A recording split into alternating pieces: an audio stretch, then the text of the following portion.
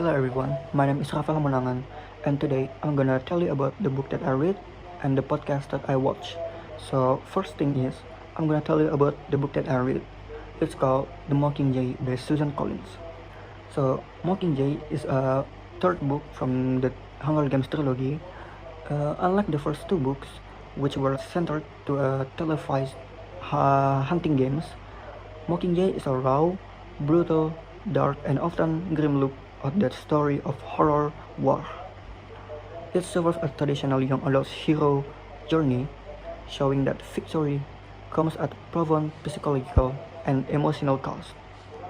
Uh, I like this novel because uh, it have a happy ending, but not so happy ending because it explores a complex themes of propaganda, political manipulation, and the moral ambiguity of revolution.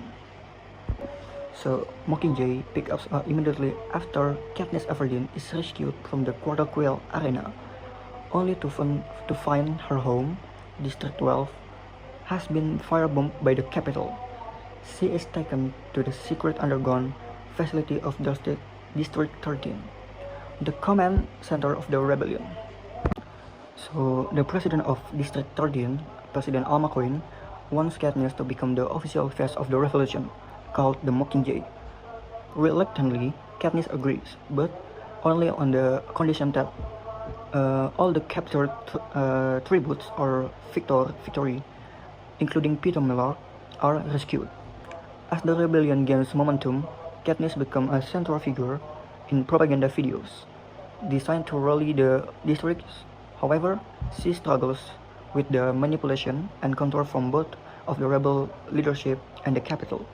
Meanwhile, Peeta has been captured and subjected to a cruel form of torture called hijacking, which brainwashes him into believing Katniss was his enemy.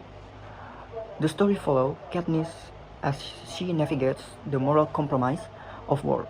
She witnessed the violence of both sides, and her trust in rebel cause is tested, particularly by her childhood friend Gales, increasingly ruthless military strategies. The climax sees Katniss and a squad of rebels, including a partially recovered Peter, sent on a dangerous mission into the capital.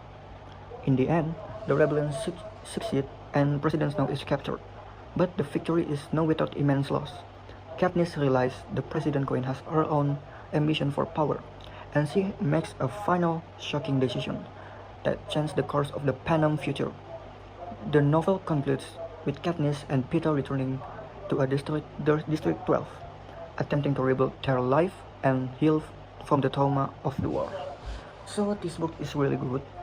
Uh, I watched the book and I read the book and watched the film too. Uh, the the three film from the three books of the trilogy of the Hunger Games is so good. I watched all of the film and I like it because uh, it have some good good actors and it has the good what do you call it, emotionally good film.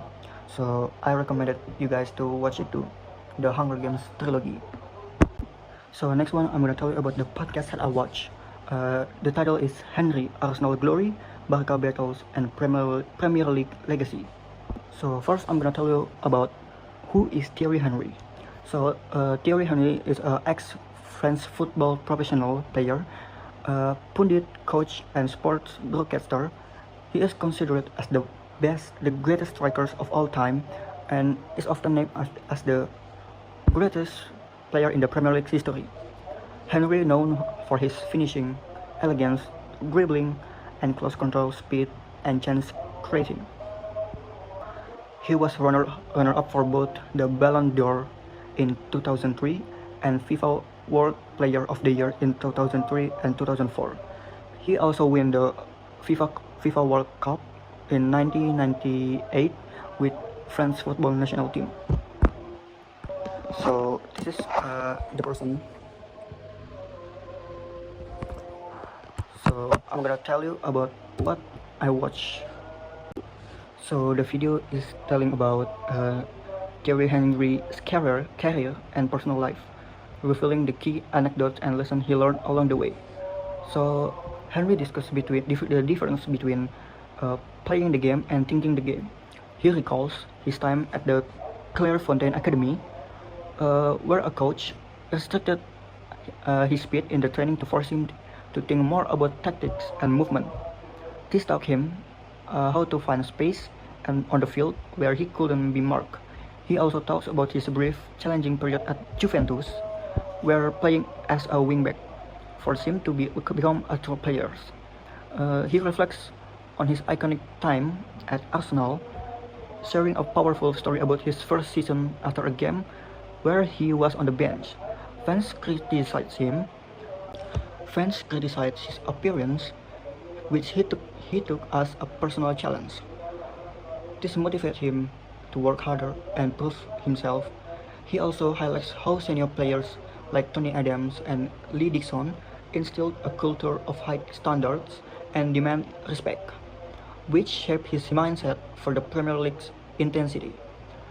And when he is in Barcelona, Henry speaks honestly about the difficulty of joining Barcelona, where he had to adapt to a new language and culture while dealing with a divorce. He shares a memorable anecdote about teammates Xavi Hernandez, who told him to shut up and work after hearing Henry complain, which taught Henry about the immense pride players had for the club. He humorously described having to go from being a star to a role player, comparing it to the being Tito rather than Michael Jackson in a Jackson 5.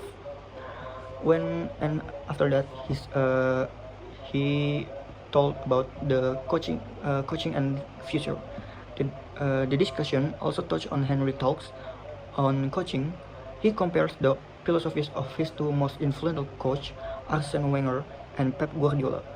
Henry notes that Wenger was a master at diverting conversation, while Guardiola has constantly thinking and changing things to gain an edge. Finally, Henry talks about his own coaching ambitions and how his recent role with the French under-21 team gave him the confidence he needed to pursue a career as a head coach while maintaining a healthy work-life balance. So this podcast give me some advice like we need to uh, what is called to we need to adapt to a new culture, new place, new person, and we need to uh, put ourselves on the team. It taught me to we are not a lone star, so we can make ourselves high bigger star on the team because in the football, uh, lone star we can win. We need a team, a better team, a unit. So yeah, this podcast has inspired me to hardworking to take we need to hard work to gain a respect from others. So that is guys from me uh, for the review of the book and the podcast. So if I have something wrong or I'm saying wrong things, I don't know, I'm so sorry. So thank you for watching. Bye.